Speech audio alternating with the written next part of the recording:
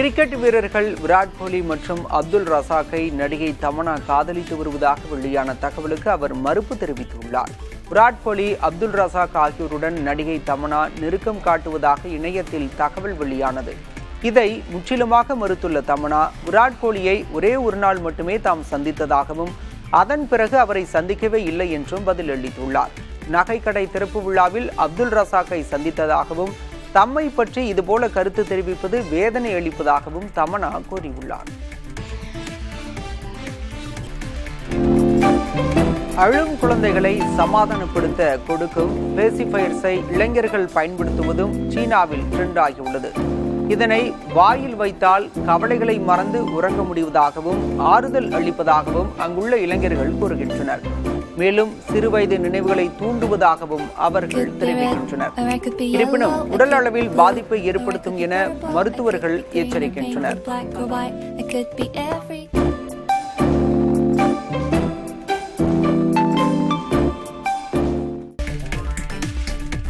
பட்டியலினத்தவர்கள் குறித்து அவதூறாக பேசிய வழக்கில் நடிகை மீரா மிதுனை கைது செய்து ஆகஸ்ட் 11ஆம் தேதி ஆஜர்படுத்த மத்திய குற்றப்பிரிவுக்கு சென்னை முதன்மை அமர்வு நீதிமன்றம் உத்தரவிட்டுள்ளது.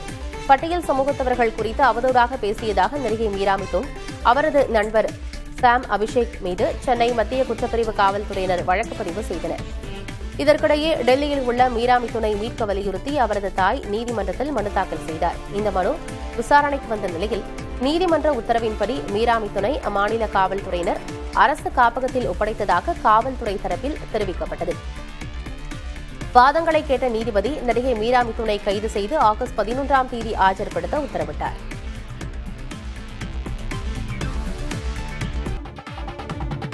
சென்னை வேளச்சேரி ரயில் நிலையத்தை ஒட்டியுள்ள பகுதியில் புதிய பேருந்து நிலையம் அமைக்க வேண்டும் என அப்பகுதி மக்கள் கோரிக்கை விடுத்துள்ளனர். வேளச்சேரி விஜயாநகர் பேருந்து நிலையத்திற்கு பல்வேறு பகுதிகளிலிருந்து பேருந்துகள் வந்து செல்கின்றன. இந்த சூழலில் அந்த பேருந்து நிலையத்தை விரிவாக்கம் செய்யும் பணிகள் நடைபெற்று வருகின்றன. இருப்பினும் அங்கு பேருந்து நிலையம் இருந்தால் நெரிசல் அதிகமாகும் என கூறும் அப்பகுதி மக்கள் வேளச்சேரி ரயில் நிலையத்தை ஒட்டியுள்ள பகுதியில் புதிய பேருந்து நிலையம் அமைக்க வேண்டும் என வலியுறுத்தியுள்ளனர். ஏற்கனவே அதற்காக இடம் தேர்வு செய்யப்பட்டு கிடப்பில் போடப்பட்டிருப்பதையும் சுட்டிக்காட்டியுள்ளனர்.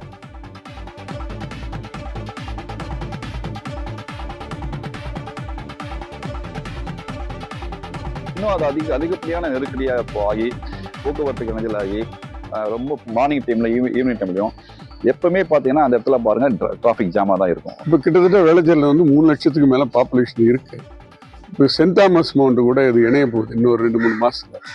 இப்படி ஒரு சூழ்நிலை இருக்கும்போது ரயில்வே ஸ்டேஷனும் பஸ் ஸ்டாண்டும் பக்கத்தில் இருக்கிறது தான் சிறந்தது. குண்டான ஒரு திட்டம் வேற போட்டிருக்காங்க. அதாவது ட்ரெயின் டிக்கெட், மெட்ரோ, பஸ் எல்லாமே ஒன்றா வரப்போகுது.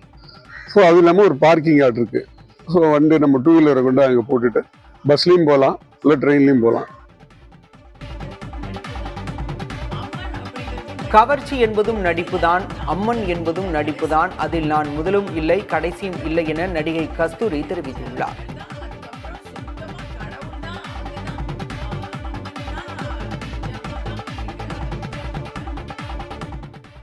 என்னுடைய ஒவ்வொரு நாளுமே நான் விரதம் தான் இருக்கேன். நான் எல்லா நாளுமே காலையில எந்திரிச்சு பூஜையில தான் ஆரம்பிக்கிறேன்.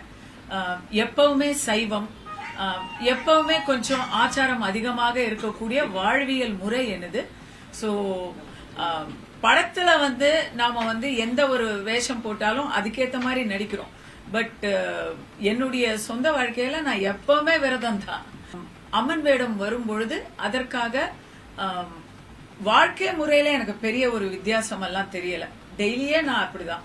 பட் ஹோம்ஒர்க்னு நான் பண்ணது என்னன்னு பாத்தீங்கன்னா, அந்த அம்மனுக்கான இப்ப என்னோட சாதாரணமா நான் பேசும்போது கொஞ்சம் படபடப்பா பேசுவேன் இல்லையா, அந்த வேகத்தை கட்டுப்படுத்திக்கிட்டு மெதுவா கொஞ்சம் நிதானமா அந்த தெய்வீகத்தோட பேச வேண்டி இருந்தது.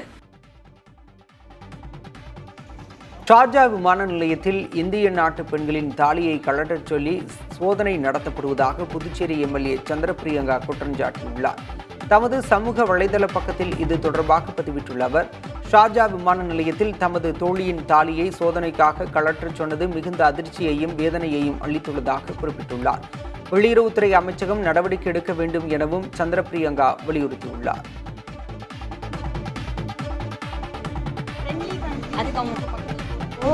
அந்த ரெஸ்பெக்ட் கொடுக்கணும்ல. அவங்க கல்ச்சர்னு சொல்கிறாங்க, ஒரு லேடி தான், நம்ம செக் பண்ணிவிட்டு கூட அனுப்பலாம். பட் ஆனால் அவங்க அந்த தாலியை நீ கழட்டி வச்சாதான் நீ அந்த இதுக்குள்ளேயே மெட்டல் டிடெக்டரை பாஸ் பண்ணி வர முடியும் அப்படின்னு அந்த மாதிரி சொல்லக்கூடாது. அதுக்கு அவங்க கேட்குறதுக்கு அவங்க என்ன சொல்கிறாங்க, you don't have to teach me the culture அப்படின்னு அவங்க ஒரு ஹார்ஷாகவும் அந்த வார்த்தையை சொல்கிறாங்க. நீங்கள் எனக்கு கல்ச்சரை பற்றி சொல்லித்தரணும்னு அவசியம் இல்லை அப்படிங்கிறாங்க. அதுக்கப்புறம் அங்கே இருந்தவங்களே இல்லை, கொஞ்சம் தாலியை வெளியில் எடுத்து போட்டுட்டு ஸ்லோவாக டிடெக்டர் க்ராஸ் பண்ணுங்கள், சத்தம் கேட்கலன்னா நீங்கள் போயிடலாம், சத்தம் கேட்டுச்சுன்னா நீங்கள் மறுபடியும் கழட்டி தான் வைக்கணும்னாங்க. லக்கிலி அது க்ராஸ் பண்ணி வரும்போது சத்தம் கேட்கல, அதனால் அப்படியே முடிஞ்சிருச்சு. பட் இருந்தாலும் இது ஒரு இன்னொரு கண்ட்ரியிலேருந்து ஃப்ரெண்ட்லியான கண்ட்ரி ஒரு கண்ட்ரி போகக்குள்ள அந்த ஒரு ரெஸ்பெக்ட் கொடுக்கணும் அந்தந்த கல்ச்சருக்கு. அது எந்த என்ன சொல்கிறது, என்ன ரிலீஜியஸாக இருந்தாலும் சரி, நம்மளும் அவங்களுக்கு கொடுக்கணும், அவங்களும் நமக்கு கொடுக்கணும். அத்துமீறி இலங்கை கடற்பரப்பில் நுழைந்த ஆந்திர மீனவர்கள் 4 பேர் கைது செய்யப்பட்டனர். ஆந்திர மாநிலத்தைச் சேர்ந்த பிரேமானந்தம் உள்ளிட்ட 4 கன்னியாகுமரியில் உள்ள தேங்காய்பட்டினம் துறைமுகத்தில் புதிய விசைப்படகு வாங்கிய பிறகு ஊர் திரும்பிய போது திசை காட்டும் கருவி பழுதடைந்து திசை தவறி இலங்கை காங்கேசன் துறை கடற்பரப்பில் நுழைந்தனர்.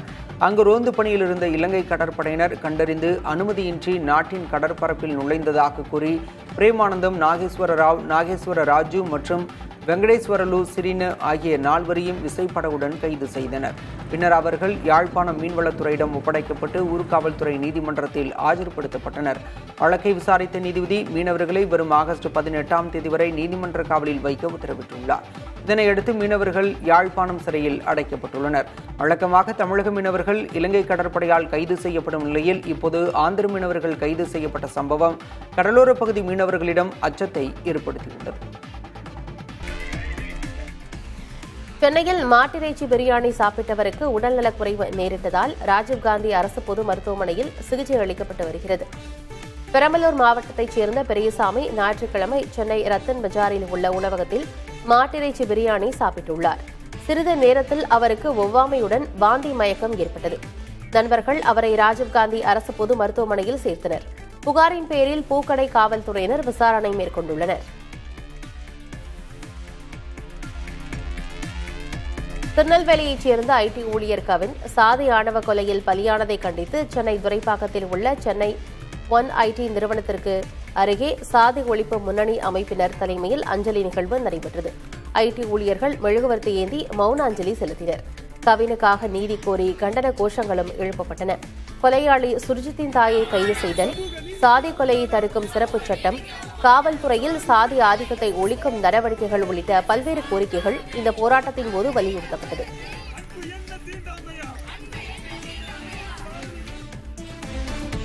திருச்சி கரூர் பேருந்துகள் திருச்சி மத்திய பேருந்து நிலையத்திலிருந்து இயக்கப்படும் நிலையில் தற்போதைய நிலையை தொடர உயர்நீதிமன்ற மதுரை அமர்வு உத்தரவிட்டுள்ளது.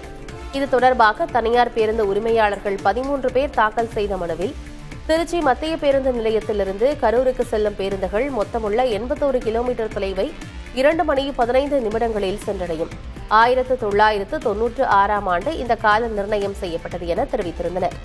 தற்போது பஞ்சப்பூர் பேருந்து நிலையத்திலிருந்து கரூர் மாவட்டத்திற்கு பேருந்துகளை இயக்க அறிவுறுத்தப்படுவதால் அரசு நிர்ணயித்த காலக்கெடுவை விட கூடுதல் நேரம் செலவாகும். எனவே வழக்கு முடியும் வரை திருச்சி கரூர் வழித்தடத்தில் இயங்கும் பேருந்துகள் பஞ்சப்பூர் பேருந்து நிலையத்திலிருந்து புறப்பட வேண்டும் என்ற அறிவிப்புக்கு இடைக்கால தடை விதிக்க கோரியிருந்தனர். இந்த வழக்கை விசாரித்த நீதிபதி சரவணன் இந்த விவகாரத்தில் தற்போதைய நிலையே தொடரலாம் என்றும் வழக்கு குறித்து திருச்சி மாநகராட்சி ஆணையர், நகராட்சி நிர்வாகத்துறை தலைமைச் செயலர், வட்டார போக்குவரத்து மண்டல அலுவலர் தரப்பில் பதில் மனு தாக்கல் செய்யவும் உத்தரவிட்டு விசாரணையை ஒத்திவைத்தார்.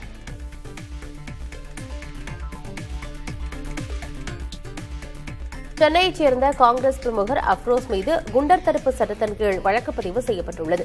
கடந்த மாதம் காவல் ஆணையர் அலுவலகம் முன்பு கருப்பு கொடி காட்டி தகராறில் ஈடுபட்டதாக அப்ரோஸ் கைது செய்யப்பட்டார். ஏற்கனவே அவர் மீது 9 வழக்குகள் நிலுவையில் உள்ள நிலையில் சட்டம் ஒழுங்கை சீர்குலைக்கும் முயற்சியில் அவர் ஈடுபட்டு வருவதாக குற்றம் சாட்டி குண்டர் சட்டத்தின்படி வழக்கு பதிவு செய்யப்பட்டுள்ளது.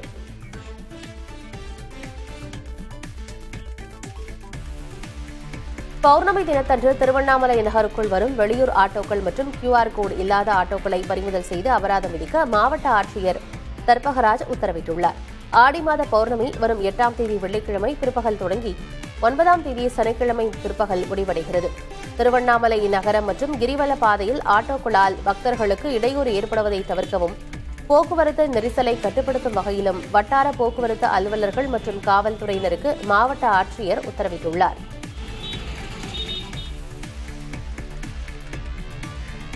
தூத்துக்குடியில் சகோதரர்கள் 3 படுகொலை செய்யப்பட்ட வழக்கில் 4 பேருக்கு இரட்டை ஆயுள் தண்டனை விதிக்கப்பட்டுள்ளது. இடைச்சி விளை பகுதியைச் சேர்ந்த முருகேசன், வயனபெருமாள், ஆதி லிங்கராஜன் ஆகியோர் சகோதரர்கள் ஆவர். கடந்த 2001ஆம் ஆண்டு அதே பகுதியைச் சேர்ந்த பீட்டர் சேசு மரியான், அவரது மகன்கள் சுதாகர், கோபி, விஜயேந்திரன் உள்ளிட்ட 6 பேரும் முருகேசன் உள்ளிட்ட 3 கொலை செய்தனர். இந்த வழக்கு தூத்துக்குடி மாவட்ட கூடுதல் அமர்வு நீதிபதி தாண்டவன் முன்னிலையில் விசாரணைக்கு வந்தது.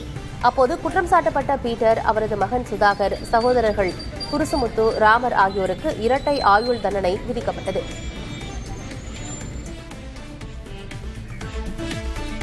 மதுரை சுற்றுவட்டார பகுதிகளில் 1 மணி நேரத்திற்கு மேலாக பரவலாக மழை பெய்தது. மாட்டுத்தாவணி, ஆரப்பாளையம், பெரியார், கோரிப்பாளையம், சிம்மக்கல், அண்ணாநகர் உள்ளிட்ட மாநகரின் பல பகுதிகளில் பெய்த மழையால் சாலைகளில் மழைநீர் தேங்கி போக்குவரத்து நெரிசல் ஏற்பட்டது. கனமழையால் ஒத்தக்கடை அருகே உள்ள யானை மலையிலிருந்து மழைநீர் அருவி போல கொட்டியது. இலங்கையில் கழிவுநீர் தொட்டியில் விழுந்து 3ஆம் வகுப்பு படித்து வந்த சிறுவன் உயிரிழந்துள்ளார். நுவரெலியாவில் கழிவுநீர் தொட்டி அமைப்பதற்காக வெட்டப்பட்ட குழிக்கு அருகே கைகளை கழுவுவதற்காக சென்ற சிறுவன் லியோ தவறி விழுந்ததாக கூறப்படுகிறது. நீண்ட நேரமாக லியோவை பெற்றோர் தேடிய நிலையில் குழியில் நிரம்பியிருந்த நீரில் சிறுவனின் காலணிகள் மிதப்பதைக் கண்டு அதிர்ச்சியடைந்தனர். குழிக்குள் இறங்கி தேடிய போது சிறுவன் சடலமாக கண்டெடுக்கப்பட்டார். ரஷ்யாவிடம் கச்சா எண்ணெய் வாங்கினால் இன்னும் அதிக வரி விதிப்பேன் என அமெரிக்க அதிபர் டொனால்டு டிரம்ப் எச்சரிக்கை விடுத்திருந்த நிலையில், அமெரிக்கா நியாயமற்ற முறையில் நடந்து கொள்வதாக மத்திய அரசு கண்டனம் தெரிவித்துள்ளது. இந்தியாவை குறிவைக்கும் அமெரிக்கா ரஷ்யாவுடன் தொடர்ந்து வர்த்தகத்தில் ஈடுபட்டு வருவதாகவும் குற்றம் சாட்டியுள்ளது. மேலும் இந்த விவகாரத்தில் தேச நலன் காக்க அனைத்து நடவடிக்கைகளும் எடுக்கப்படும் என்றும் மத்திய அரசு தெரிவித்துள்ளது. டெல்லியில் உள்ள சர் கங்காராம் மருத்துவமனையில் மறைந்த ஜார்க்கண்ட் தலைவரும் முன்னாள் முதல்வருமான ஷிபு சோரனுக்கு பிரதமர் நரேந்திர மோடி அஞ்சலி செலுத்தினார். முதல்வர் ஹேமந்த் சோரன் மற்றும் குடும்பத்தினரை மோடி நேரில் சந்தித்து இரங்கல் தெரிவித்தார். சமூக நீதி மற்றும் பழங்குடி உரிமைகளுக்கு சோரனின் பங்களிப்புகளை அங்கீகரித்து ஜனாதிபதி முர்மு மற்றும் ஆளுநர் கங்வார் ஆகியோரும் இரங்கல் தெரிவித்தனர்.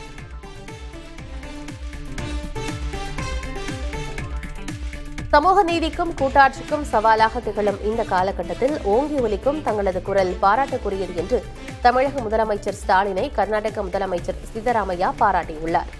எக்ஸ் தளத்தில் தமிழில் பதிவிட்டுள்ள அவர், தனக்கு பிறந்தநாள் வாழ்த்துக்கள் தெரிவித்த ஸ்டாலினுக்கு நன்றி தெரிவித்துள்ளார். மேலும் நம் நாட்டின் அரசியலமைப்பு சட்டத்தை நிலைநிறுத்துவதிலும் நம் மக்களின் உரிமைகளை பாதுகாப்பதிலும் கர்நாடகமும் தமிழகமும் ஒருங்கிணைந்து நிற்கும் என்றும் சித்தராமையா தெரிவித்தார். பீகாரில் வாக்காளர் பட்டியலை ஒப்பிட்டு பார்க்க முடியாததால் எதிர்க்கட்சிகள் தேர்தல் ஆணையத்தின் மீது குற்றம் சாட்டியுள்ளன. ஆகஸ்ட் 1ஆம் தேதி வெளியிடப்பட்ட வரைவு பட்டியலில் ஜனவரி 2024ஐ விட 65 லட்சத்திற்கும் அதிகமான வாக்காளர்கள் குறைந்திருப்பதாக தெரிவிக்கப்பட்டுள்ளது. இறப்பு, இடம்பெயர்வு மற்றும் இரட்டை பதிவுகள் காரணமாகவே இந்த எண்ணிக்கை குறைந்திருப்பதாக தேர்தல் ஆணையம் கூறியுள்ளது. இந்நிலையில் பழைய வாக்காளர் பட்டியல் இயந்திரத்தால் படிக்க முடியாத வடிவத்தில் இருப்பதால் அவற்றை ஆய்வு செய்வது கடினமாக இருப்பதாக எதிர்க்கட்சிகள் கூறுகின்றன.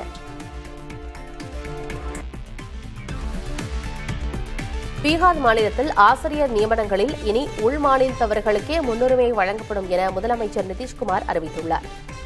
வெளிமாநிலத்தவர்கள் நியமிக்கப்படுவதால் மாணவர்களின் கல்வி தரம் பாதிக்கப்படுவதாக எழுந்த புகார்களை தொடர்ந்து இந்த முடிவு எடுக்கப்பட்டுள்ளதாக கூறப்படுகிறது. இதன் மூலம் மாநில இளைஞர்களுக்கு அதிக வேலைவாய்ப்பு கிடைப்பதோடு கல்வி தரமும் உயரும் என பீகார் அரசு நம்பிக்கை தெரிவித்துள்ளது.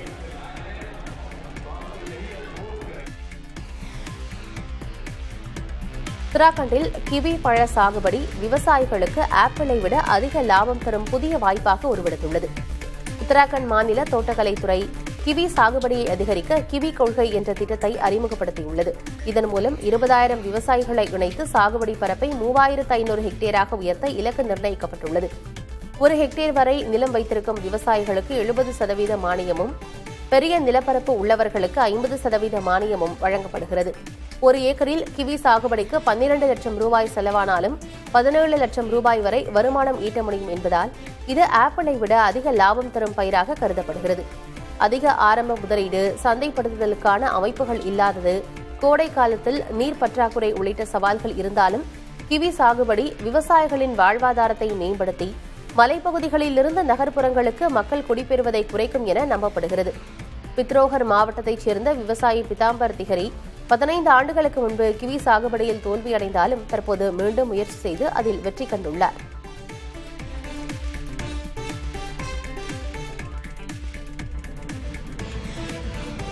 உத்தரப்பிரதேசத்தில் சைவ உணவகத்தில் உணவு ஆர்டர் செய்து அதில் வாடிக்கையாளர்களை எலும்பு துண்டை வைத்துவிட்டு நாடகமாடியது 3ஆம் கண் மூலம் கண்டுபிடிக்கப்பட்டுள்ளது. கோரக்பூரில் பல வகையான உணவுகளை ஆர்டர் செய்து சாப்பிட்ட 13 பேர் கொண்ட கும்பல் காசு கொடுக்காமல் இருப்பதற்காக நாடகமாடியுள்ளனர். தாங்கள் எடுத்து வந்த எலும்பு துண்டை உணவில் வைத்துவிட்டு சைவ உணவில் எலும்பு துண்டு இருந்ததாக கூறி உணவக ஊழியர்களை மிரட்டினர். இது தொடர்பான சிசிடிவி காட்சிகளை ஆய்வு செய்தபோது அவர்கள் வசமாக சிக்கிக் கொண்டனர்.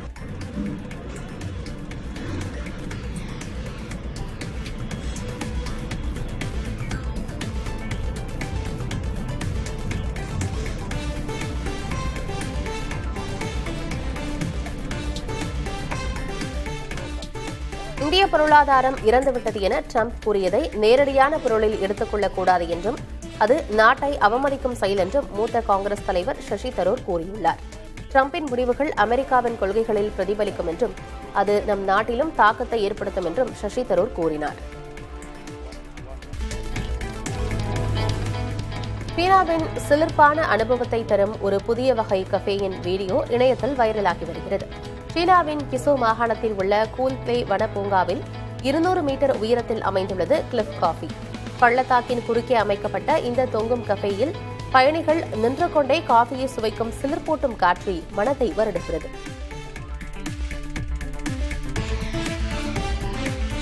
டெஸ்லா நிறுவனத்தின் தலைமைச் செயல் அதிகாரி எலான் மஸ்கிற்கு சுமார் $29 பில்லியன் மதிப்புள்ள பங்குகளை டெஸ்லா வழங்கியுள்ளது. நிறுவனத்தில் மஸ்கை தொடர்ந்து தக்க வைத்துக் கொள்ள இந்த நடவடிக்கை எடுக்கப்பட்டுள்ளது. முன்னதாக 2018ஆம் ஆண்டின் மஸ்கின் ஊதிய ஒப்பந்தம் முறையான ஒப்புதல் இல்லாததால் நீதிமன்றத்தால் ரத்து செய்யப்பட்டது. எலான் மஸ்க் தனது கவனத்தை மின்சார வாகனங்களிலிருந்து ரோபோ டாக்ஸிகள் மற்றும் AI தொழில்நுட்பத்தில் செலுத்தி வரும் நிலையில் இந்த புதிய பங்கு ஒதுக்கீடு அவரை தொடர்ந்து டெஸ்லாவின் தலைமை பொறுப்பில் வைத்திருக்கும் என நிறுவனம் நம்பிக்கை தெரிவித்துள்ளது. டெஸ்லா நிறுவனத்தின் தலைமைச் செயல் அதிகாரி எலான் மஸ்கிற்கு சுமார் $29 பில்லியன் மதிப்புள்ள பங்குகளை டெஸ்லா வழங்கியுள்ளது. நிறுவனத்தில் மஸ்கை தொடர்ந்து தக்க வைத்துக் கொள்ள இந்த நடவடிக்கை எடுக்கப்பட்டுள்ளது. முன்னதாக 2018ஆம் ஆண்டின் மஸ்கின் ஊதிய ஒப்பந்தம் முறையான ஒப்புதல் இல்லாததால் நீதிமன்றத்தால் ரத்து செய்யப்பட்டது. மஸ்க் தனது கவனத்தை மின்சார வாகனங்களிலிருந்து ரோபோ டாக்ஸிகள் மற்றும் AI தொழில்நுட்பத்தில் செலுத்தி வரும் நிலையில் இந்த புதிய பங்கு ஒதுக்கீடு அவரை தொடர்ந்து டெஸ்லாவின் தலைமை பொறுப்பில் வைத்திருக்கும் என நிறுவனம் நம்பிக்கை தெரிவித்துள்ளது. சுமார் 600 ஆண்டுகளுக்கு பிறகு ரஷ்யாவில் கிராஷெனிகோ என்ற எரிமலை வெடித்து 6 கிலோமீட்டர் உயரத்திற்கு சாம்பல் புகையை கக்கியுள்ளது. உள்ளூர் நேரப்படி ஞாயிற்றுக்கிழமை காலை 6 மணி அளவில் வெடிப்பு ஏற்பட்டுள்ளது.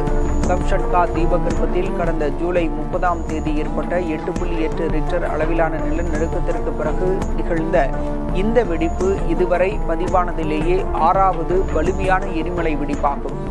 இருப்பினும் மக்கள் வசிக்கும் பகுதிகளுக்கு இதனால் எந்த பாதிப்பும் இல்லை என கூறப்படுகிறது.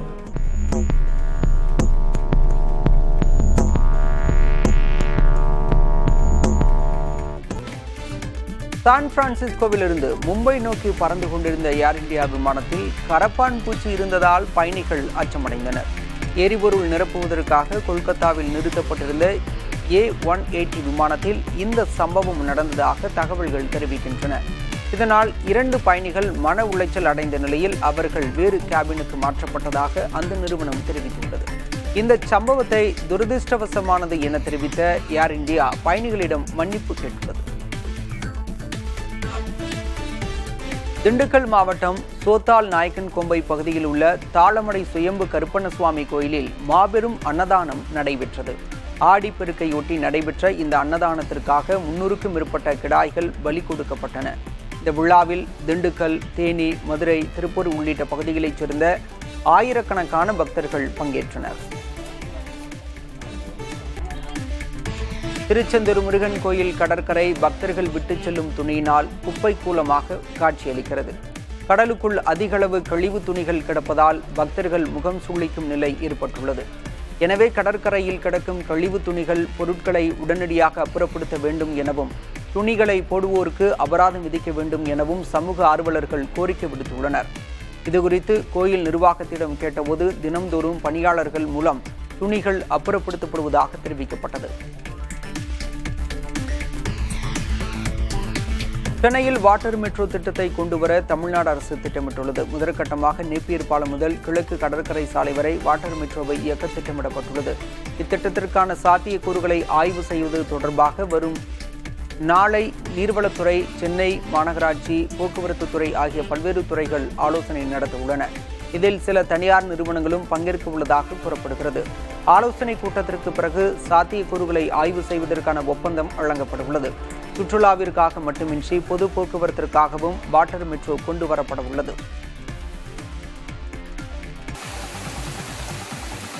மதுரை சுற்றுவட்டார பகுதிகளில் 1 மணி நேரத்திற்கு மேலாக பரவலாக மழை பெய்தது. மாட்டுத்தாவணி, ஆரப்பாளையம், பெரியார், கோரிப்பாளையம், சிம்மக்கல், அண்ணாநகர் உள்ளிட்ட மாநகரின் பல பகுதிகளில் பெய்த மழையால் சாலைகளில் மழைநீர் தேங்கியது. இதனால் போக்குவரத்து நெரிசல் ஏற்பட்டது. கனமழையால் ஒத்தக்கடை அருகே உள்ள யானைமலையிலிருந்து மழைநீர் அருவி போல கொட்டியது.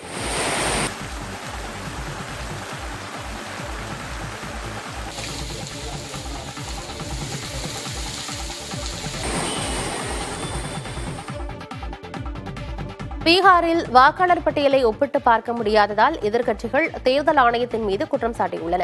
ஆகஸ்ட் 1ஆம் தேதி வெளியிடப்பட்ட வரைவு பட்டியலில் ஜனவரி 2024ஐ விட 65 லட்சத்திற்கும் அதிகமான வாக்காளர்கள் குறைந்திருப்பதாக தெரிவிக்கப்பட்டுள்ளது. இறப்பு, இடம்பெயர்வு மற்றும் இரட்டை பதிவுகள் காரணமாகவே இந்த எண்ணிக்கை குறைந்திருப்பதாக தேர்தல் ஆணையம் கூறியுள்ளது. இந்நிலையில் பழைய வாக்காளர் பட்டியல் எந்திரத்தால் படிக்க முடியாத வடிவத்தில் இருப்பதால் அவற்றை ஆய்வு செய்வது கடினமாக இருப்பதாக எதிர்க்கட்சிகள் கூறுகின்றன. உறுப்பினர் சேர்க்கைக்கு OTP பெற இடைக்கால தடை விதிக்கப்பட்ட விவகாரத்தில் திமுகவின் மேல்முறையீட்டு மனுவை உச்சநீதிமன்றம் தள்ளுபடி செய்துள்ளது. இந்த மேல்முறையீட்டு மனு விசாரணைக்கு வந்தபோது திமுக தரப்பில் ஆஜரான மூத்த வழக்கறிஞர் வில்சன், உறுப்பினர் சேர்க்கையின் போது OTP கேட்பது என்பது ஒரு உறுதிப்படுத்தலுக்காக மட்டுமே என தெரிவித்தார். அரசியல் ரீதியாக வழக்கு தாக்கல் செய்யப்பட்டிருப்பதாகவும் கூறினார். இந்த விவகாரத்தில் தாங்கள் தலையிட விரும்பவில்லை என நீதிபதிகள் தெரிவித்தனர். இடைக்கால தடையை நீக்க கோரி சென்னை உயர்நீதிமன்றத்தை அணுகலாம் என கூறி மேல்முறையீட்டு மனுவை தள்ளுபடி செய்தனர்.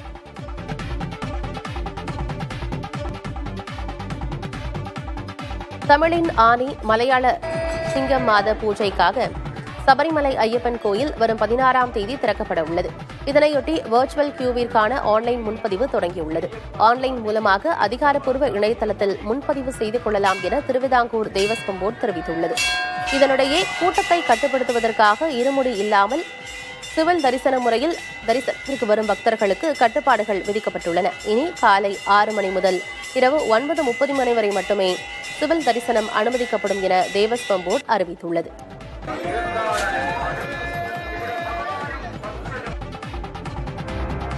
நாகையில் ஓடும் ரயிலிலிருந்து தவறி விழுந்த பெண்ணை ரயில்வே பாதுகாப்பு படை வீரர் காப்பாற்றினார்.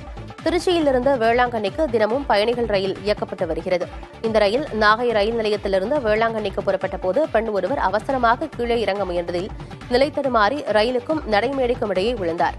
இதை பார்த்த ரயில்வே பாதுகாப்பு படை தலைமை காவலர் சுரேஷ்குமார் துரிதமாக செயல்பட்டு பெண்ணை பிடித்து இழுத்து காப்பாற்றினார். இந்த சம்பவம் அங்கிருந்த கண்காணிப்பு கேமராவில் பதிவான நிலையில் அக்காட்சிகள் இணையத்தில் பரவி வருகிறது. அமெரிக்க அதிபர் டொனால்டு டிரம்ப் 2 அமெரிக்க அணுசக்தி நீர்மூழ்கி கப்பல்களை பொருத்தமான பகுதிகளுக்கு நகர்த்துமாறு உத்தரவிட்டதை அடுத்து அணு ஆயுதங்கள் குறித்து கவனத்துடன் பேச வேண்டும் என்று ரஷ்யா எச்சரிக்கை விடுத்துள்ளது. திங்களன்று செய்தியாளர்களிடம் பேசிய கிரெம்ளின் மாளிகை செய்தி தொடர்பாளர் டிமிட்ரி பெஸ்கோவ், அணுசக்தி சொல்லாட்சியில் அனைவரும் மிகவும் கவனமாக இருக்க வேண்டும் என்றார். மேலும் டிரம்பின் அறிவிப்புக்கு முன்னரே அமெரிக்க நீர்மூழ்கி கப்பல்கள் ஏற்கனவே செயல்பாட்டில் இருந்ததாக அவர் கூறினார்.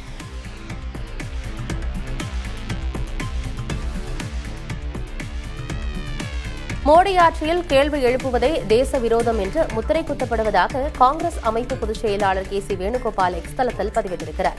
சுமார் 2000 கிலோமீட்டர் இந்திய நிலப்பகுதி சீன ஆக்கிரமிப்பில் உள்ளதாக கூறியதற்காக மக்களவை எதிர்க்கட்சித் தலைவர் ராகுல் காந்திக்கு உச்சநீதிமன்றம் திங்கட்கிழமை கண்டனம் தெரிவித்தது. இதையடுத்து சீன விவகாரத்தை வைத்து காங்கிரஸ் தலைவர்கள் மத்திய பாஜக அரசை விமர்சித்து வருகின்றனர். தேசப்பற்றுள்ள ஒவ்வொரு இந்தியரும் கல்வான் தாக்குதல் குறித்து இந்திய அரசை கேள்வி எழுப்புவதாக காங்கிரஸ் தலைவர்கள் தெரிவித்தனர். சீன ஆக்கிரமிப்பு குறித்த உண்மையை மோடி அரசு மறைப்பதாக காங்கிரஸ் தகவல் தொடர்பு பொதுச் செயலாளர் ஜெய்ராம் ரமேஷ் தனது எக்ஸ் பதிவில் குற்றம் சாட்டியுள்ளார். சீன விவகாரத்தில் 1962க்கு பிந்தைய மிகப்பெரிய பின்னடைவுக்கு மோடி அரசுதான் காரணம் என்றும் ஜெய்ராம் ரமேஷ் கூறியுள்ளார். பீகார் மாநிலத்தில் ஆசிரியர் நியமனங்களில் இனி உள்மாநிலத்தவர்களுக்கே முன்னுரிமை வழங்கப்படும் என அம்மாநில முதல்வர் நிதிஷ்குமார் அறிவித்துள்ளார். வெளிமாநிலத்தவர்கள் நியமிக்கப்படுவதால் மாணவர்களின் கல்வித்தரம் பாதிக்கப்படுவதாக எழுந்த புகார்களை தொடர்ந்து இந்த முடிவு எடுக்கப்பட்டுள்ளதாக கூறப்படுகிறது. இதன் மூலம் மாநில இளைஞர்களுக்கு அதிக வேலைவாய்ப்பு கிடைப்பதோடு கல்வித்தரமும் உயரும் என பீகார் அரசு நம்பிக்கை தெரிவித்துள்ளது.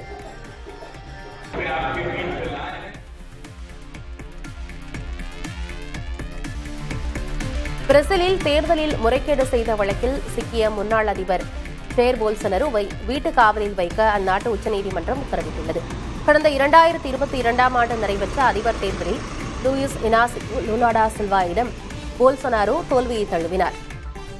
அந்த தேர்தலில் அவர் முறைகேடுகள் செய்ததாக குற்றச்சாட்டுகள் எழுந்த நிலையில் இது தொடர்பான வழக்கை விசாரித்த உச்சநீதிமன்றம் பல்வேறு கட்டுப்பாடுகளுடன் தற்போது வீட்டு காவலில் அவரை வைத்துள்ளது.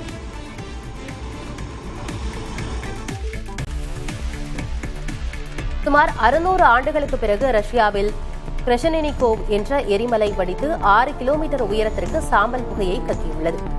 உள்ளூர் நேரப்படி ஞாயிற்றுக்கிழமை காலை 6 மணியளவில் வெடிப்பு ஏற்பட்டுள்ளது. கம்சட்கா தீபகற்பத்தில் கடந்த ஜூலை 30ஆம் தேதி ஏற்பட்ட 8.8 ரிக்டர் அளவிலான நிலநடுக்கத்துக்கு பிறகு நிகழ்ந்த இந்த வெடிப்பு இதுவரை பதிவானதிலேயே 6வது வலிமையான எரிமலை வெடிப்பாகும். இருப்பினும் மக்கள் வசிக்கும் பகுதிகளுக்கு இதனால் எந்த பாதிப்பும் இல்லை என கூறப்படுகிறது. பிரஜ்வல் தான் பெண்களை பாலியல் வன்கொடுமை செய்தார் என்பதை நிரூபிக்க சிறப்பு புலனாய்வு குழுவினர் துருக்கி தொழில்நுட்பத்தை பயன்படுத்தியது தெரியவந்துள்ளது. கர்நாடகாவின் மதச்சார்பற்ற ஜனதா தள கட்சியின் முன்னாள் MP பிரஜ்வல் ரேவண்ணா வீட்டு பணிப்பெண் உள்ளிட்டோரை பாலியல் வன்கொடுமை செய்த வழக்கில் அவருக்கு சாகும் வரை சிறை தண்டனை அளிக்கப்பட்டுள்ளது. ஆபாச வீடியோக்களில் இருப்பது பிரஜ்வல் அல்ல என்று அவரது தரப்பு வழக்கறிஞர்கள் வைத்த வாதத்தை முன்வைத்த நிலையில் அரசு தரப்பில் தொழில்நுட்ப ரீதியாக வலுவான சாட்சிகள் முன்வைக்கப்பட்டன. பிரஜ்வல் பிறப்புறுப்பின் புகைப்படமும் ஆபாச வீடியோக்களில் இருந்த பிறப்புறுப்பும் ஒன்றுதான் என்பது நிரூபிக்கப்பட்டுள்ளது. சென்னை மதுரை தேஜஸ் ரயில் உள்ளிட்ட 2 ரயில்கள் இன்று முதல் எழும்பூரிலிருந்து புறப்படும் என தெற்கு ரயில்வே அறிவித்துள்ளது. சென்னை எழும்பூர் ரயில் நிலையத்தின் 4 நடைமேடைகளில் கடந்த ஆண்டு முதல் மேம்பாட்டுப் பணிகள் நடைபெற்று வந்ததால் சில ரயில்கள் தாம்பரத்திலிருந்து இயக்கப்பட்டு வருகின்றன. தற்போது குறிப்பிட்ட அளவில் பணிகள் நிறைவடைந்துள்ளதால் சென்னை மதுரை இடையேயான தேஜஸ் மற்றும் புதுச்சேரி செல்லும் மெமு விரைவு ரயில் ஆகியவை எழும்பூரிலிருந்து இயக்கப்படுகின்றன.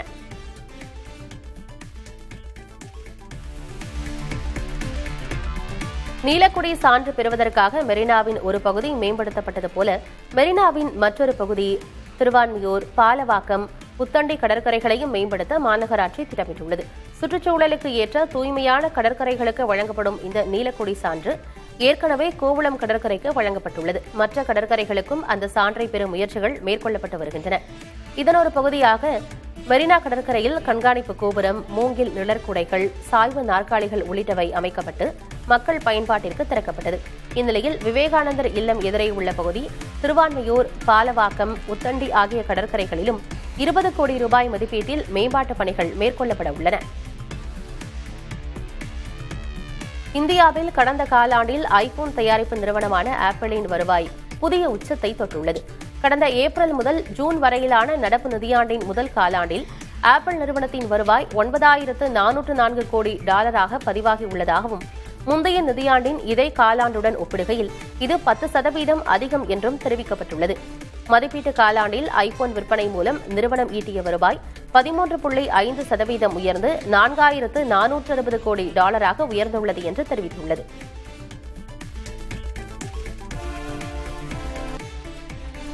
அகர மூலம் கல்வி சேவை வழங்கி வரும் சூர்யாவையும் அவரது குடும்பத்தாரையும் நடிகரும் எம்பியுமான கமல்ஹாசன் பாராட்டியுள்ளார். இது தொடர்பாக சூர்யாவுக்கு அவர் எழுதியுள்ள கடிதத்தில், அகரம் அறக்கட்டளையின் 15வது ஆண்டு கொண்டாட்டத்தில் ஒரு அங்கமாக இருந்தது தன்னை உணர்ச்சிவசப்பட்டு மகிழ்ச்சியான தருணமாக இருந்தது என கூறியுள்ளார்.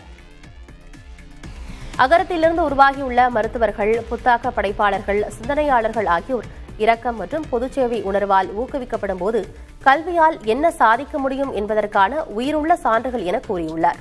இந்த உன்னத முயற்சியில் எப்போதும் துணையாக இருப்பேன் என கூறியுள்ள கமல்ஹாசன், உங்களால் மேம்படுத்தப்பட்டவர்களின் வெற்றியில் அவர்களது தலைமுறையில் உங்கள் பெயர் நிலைத்திருக்கும் என சூர்யாவை பாராட்டியுள்ளார். அகரம் மூலம் ஒரு அமைதியான புரட்சியை நீங்கள் செய்து வருகிறீர்கள் எனவும் சூர்யாவிற்கு அவர் பாராட்டு தெரிவித்துள்ளார். நெல்லை, தூத்துக்குடி மாவட்ட தொழில் வளர்ச்சிக்காக முதல்வர் ஸ்டாலின் 4 புதிய திட்டங்களை அறிவித்துள்ளார்.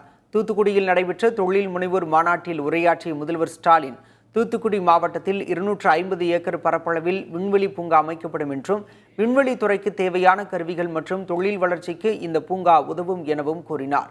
கப்பல் கட்டுமான துறையை மேம்படுத்த புதிய நிறுவனம் விரைவில் தொடங்கப்படும் என குறிப்பிட்ட அவர், இதன் மூலம் கப்பல் துறை தொழில் வளர்ச்சிக்கு தேவையான கட்டமைப்பு மேம்பாட்டு பணிகள் மேற்கொள்ளப்படும் என்றார்.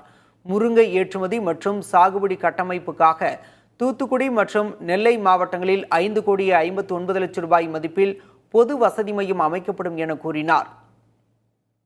நெல்லை மாவட்டத்தில் தமிழ்நாடு உணவு பதப்படுத்துதல் மற்றும் வேளாண் ஏற்றுமதி மேம்பாட்டுக் கழகத்தின் மண்டல பிரிவு அமைக்கப்படும் என முதல்வர் ஸ்டாலின் தெரிவித்தார். முன்னதாக தொழில் முனைவோர் மாநாட்டில் 32,549 கோடி ரூபாய் முதலீட்டில் 41 புரிந்துணர்வு ஒப்பந்தங்கள் கையெழுத்தாகின. தூத்துக்குடி மற்றும் நெல்லையின் வளர்ச்சிக்காக 4 ஸ்பெஷல் அறிவிப்புகளை வெளியிட விரும்புகிறேன். முதல் அறிவிப்பு, தூத்துக்குடி மாவட்டத்தில் 250 ஏக்கர் பரப்பளவில் ஒரு விண்வெளி பூங்கா, ஸ்பேஸ் பார்க் அமைக்கப்படும். கப்பல் கட்டுமான துறையை மேம்படுத்த நம்ம மேற்கொண்டு வரக்கூடிய முயற்சிகளோட ஒரு பகுதியா இதுக்காக ஒரு பிரயோத்வேக நிறுவனம் வெகு விரைவில் தொடங்கப்படும். முருங்கை ஏற்றுமதி மற்றும் சாகுபடி கட்டமைப்புக்காக தூத்துக்குடி மற்றும் திருநெல்வேலி மாவட்டங்களில் 5,59 லட்சம் ரூபாய் செலவினத்தில் ஒரு புது வசதி மையம் நிறுவப்படும். திருநெல்வேலி மாவட்டத்தில் தமிழ்நாடு உணவு பதப்படுத்துதல் மற்றும் வேளாண் ஏற்றுமதி மேம்பாட்டுக் கழகத்தோட மண்டல பிரிவு அமைக்கப்படும். நீட் தேர்வு விவகாரம் தொடர்பாக சிவாஜி படத்தின் காட்சியை மேற்கோள் காட்டி துணை முதல்வர் உதயநிதி ஸ்டாலினை அதிமுக பொதுச் செயலாளர் எடப்பாடி பழனிசாமி விமர்சித்துள்ளார். நெல்லை களக்காடு பகுதியில் பரப்புரையில் அவர் பேசியதை பேச்சு பேட்டி கருத்து பகுதியில் பார்க்கலாம்.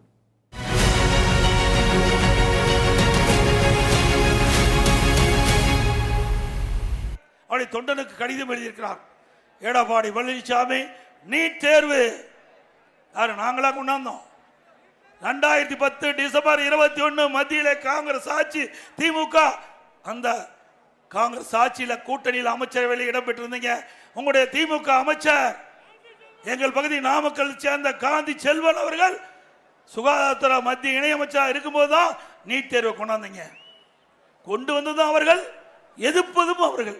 முதல் கையெழுத்து யாரு? திமுக தலைவர் சொன்னது. உதயநிதி ஸ்டாலின் அவர்கள் சொன்னது நீட் தேர்வை ரத்து செய்வதற்கு ரகசியம் இருப்பது சொன்னார். ஒரு படத்தில் தங்கமலை ரகசியமா, ராஜா காது கழுது காதுமாங்க, ராஜா காது கழுது காதுமாங்க. ஒரு ரகசியத்தை மறைக்க மறைக்க அது காது ஏதோ அந்த படத்தில் முழுசா தெரியல. அவர் போய் குழி வெட்டி அதில் போய் ரகசியம் சொல்லுவார். அது மரம் வளர்ந்து அந்த மரத்தில் உபகரணங்கள் செஞ்சு மேலே செஞ்சு கொண்டு வந்து வாசிக்கும் போது அதை தட்டுனா ராஜா காது கழுது காது, ராஜா காது கழுது காதுங்க. அதை போட்டு உடைப்பார். அதை தூள் தூளாக போகும்போது அது ஒவ்வொன்றும் குதிக்கும். ராஜா காது கழுது காது, ராஜா காது. அப்படி ஏதாவது காதுக்கு இது வளர்ந்துட போது திரு உதயநிதி ஸ்டாலின் அவர்களே ரகசியத்தை சொல்லிருங்க. இல்லைன்னா உங்க காது அந்த தங்கமலை ரகசிய திரைப்படத்தில் வந்து நினைக்கிறேன் அது மாதிரி காதுக்கு இது வளர்ந்துற போது வீணா போயிருவீங்க. நல்லதுக்கு சொல்றேன், ரகசியத்தை இப்போதாவது சொல்லுங்க, நாட்டு மக்கள் தெரிந்து கொள்ள வேண்டும்.